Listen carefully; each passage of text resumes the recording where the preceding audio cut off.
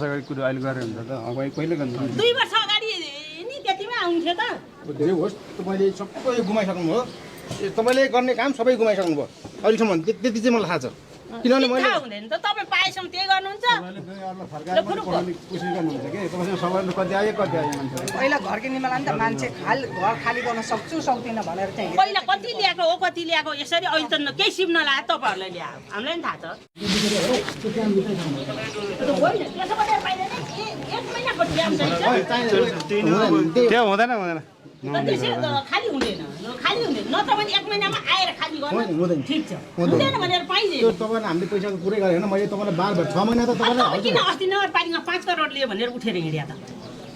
5 लियो भने तपाईहरु आउनै भएको छैन त्यहाँ मिटिङमा आउनु भएको छैन के दाइ जानु भएको छैन अर्को दाइ जानु भएको छैन बोलाएको आउनु भएन